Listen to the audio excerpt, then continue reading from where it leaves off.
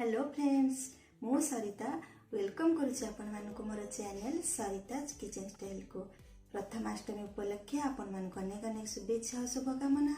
यही प्रथमाष्टमी रे मु आपण मानक सहित शेयर करने ପାଇଁ जाउची पूरा तुला परी सॉफ्ट एंडुरिपिठा और ता सहित प्रथमाष्टमी रो स्पेशल तरकारी। आउ आशा करुच्ची आज रेसिपी आपण मानक निश्चित पसंद आसीबो। जदि मोर रेसिपी गुड़िक आपण मानक पसंद आसुची ताले मोर वीडियो को लाइक करंतु, शेयर करंतु। आउ आपण माने जदि मोर चैनल नुआ अछंती ताहले मो चैनल को सब्सक्राइब करिया सहित पाखरे थिया बेल आइकन टिक मते प्रेस कर दियंतु। एहा फल रे मोर अपकमिंग वीडियो रो नोटिफिकेशन आपण माने पाइ परिबे। ताहले आसंतो स्टार्ट करिबा आज रही रेसिपी। साधारणतः आम बिरी जेतिकी नौ चाउल तार डबल नहीं थाउ, किंतु एई एंडुरी पिठारे चाउलर क्वांटिटी टिके कम कले पिठाटी भल फुली थाए। बिरी आ चाउल को मु भल भाबरे धोईकी ताको रातिरु पानी रे भिजै देइथिली। देखंतु बिरी केते सुंदर फुली जाईची आ चाउल मध्ये भल भाबरे बतुरी जाईची।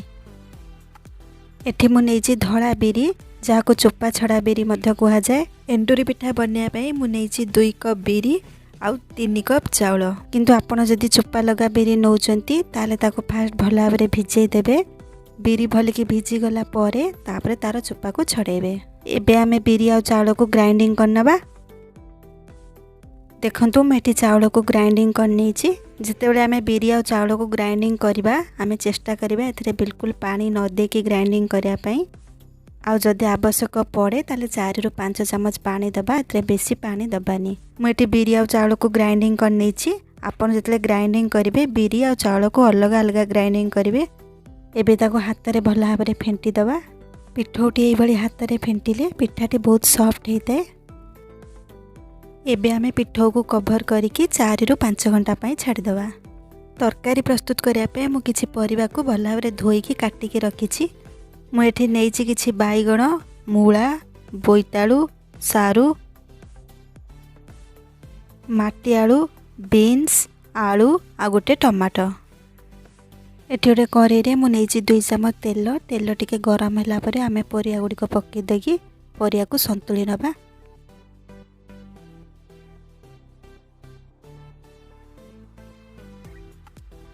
एथिरे दे देबा हाफ चमच हल्दी पाउडर, स्वाद अनुसार लूण पके दबा। सबु को भल भाबरे गोळेई नबा।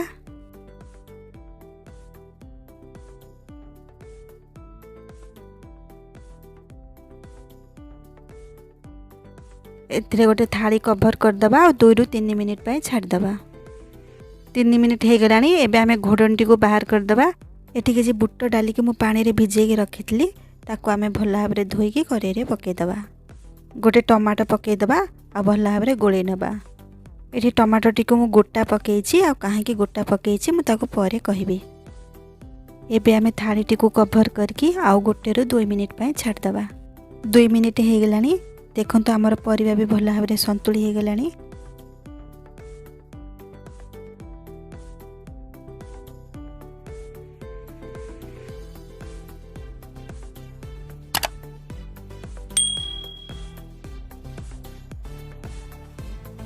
एथिरे दे दबा गोटे गिना पानी आ सबको भल भाबरे गोळेई नबा। प्लेट टी को आउ थरे कवर करके 3 रु 4 मिनिट पई छाड़ी दबा। देखंतु हमर परिया गुडी को प्राय सिझी गलानी।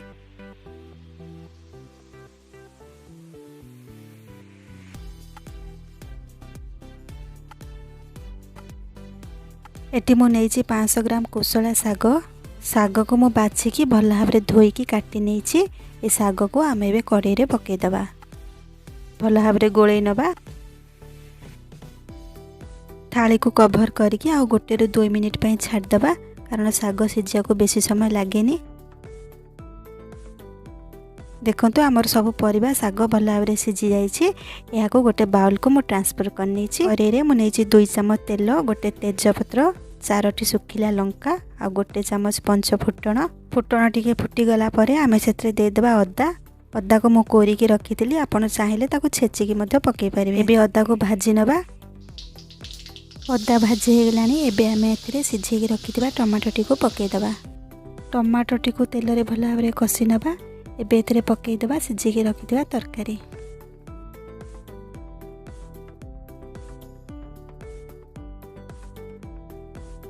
एथिरे पकेबा किछि नड़िया कोरा सबको गोळेई नबा और 1 मिनिट पे फुटिया को छाड़ दबा।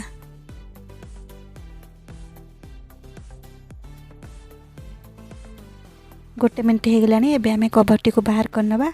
4-5टा बड़ी को भाजी के रखी ताको पकई दबा। किछि कट्टा धनिया पत्र पकई दबा। एबे आमे एथिरे पकेबा 1 चम्मच भजा लंका जीरा गुंड। सबको भल भाव गोळेई नबा।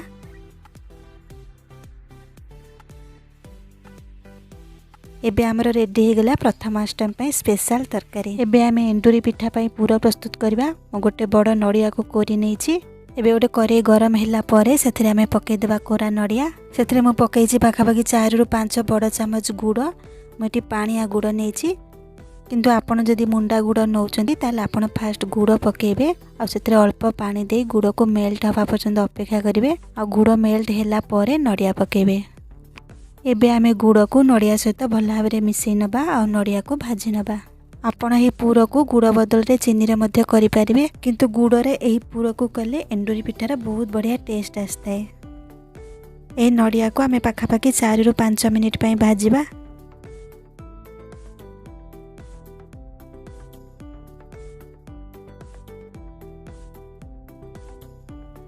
नड़िया पूर आमर हो गलानी। एबे आमे सेतिरे पकई दबा 1 चम्मच अलैच गुंड। आउ पूर को भल भाव में गोळेई नबा। एबे आमे एही पूर को गोटे प्लेट को बाहर कर नबा और ताको ठंडा हवा पई छाड़ दबा। पिठा प्रस्तुत करिया पई गोटे इडली छांच रे पानी गरम करनी छी। देखंतु हमर पिठोटी केते सुंदर फुली जाई छी।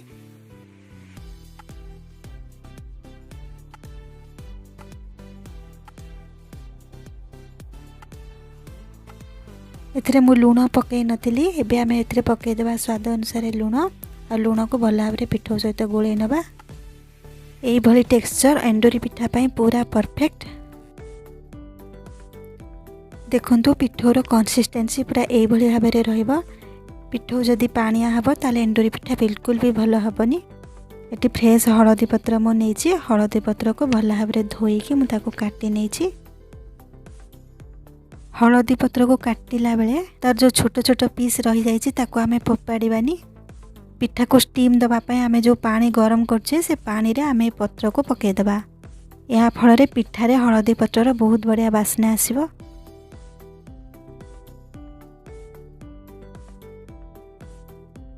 एबे आमे पत्र रे पिठो को दबा।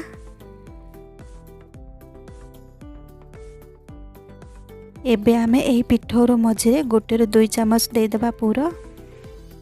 एंडुरी पिठारे अधिक टिके पूर देले पिठाटी बहुत बढ़िया लगी थाए।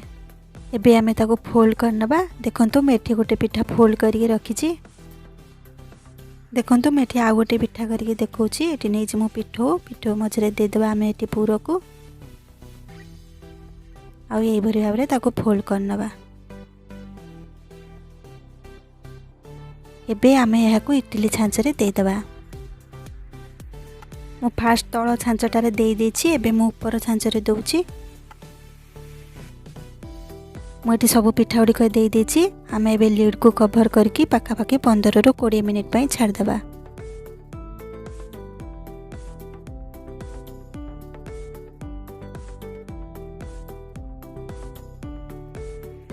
कोड़े मिनिट हो गलानी। एबे आमे कवर को बाहर कर दबा। देखंतु पिठा हमर बढ़िया भाव में सिझी जाइछि। टिके ठंडा होला परे मो पिठा उडी को गोटे प्लेट को काढी नेछि।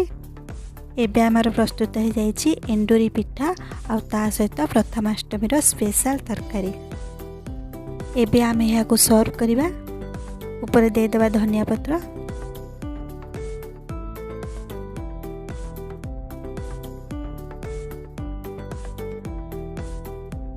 मु एठी एंडुरी पिठार पत्र गुडी को बाहर करके गोटे प्लेट को सर्व करनी छी।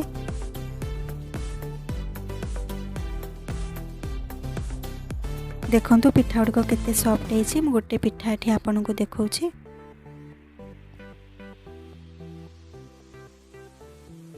आशा करूछि आज रेसिपी आपण मानको निश्चित पसंद आसीथिबो। आपण माने एथर प्रथमाष्टमी रे एंडुरी पिठा सहित ए स्पेशल तरकारी को प्रिपेयर करंतु। आउ आपण को यह केमिति लागिला आपनकर एक्सपीरियंस मो सहित शेयर करिया को भूलिबेनी। सेतळ पर्यंत विदाय दियंतु। रहिली बाय।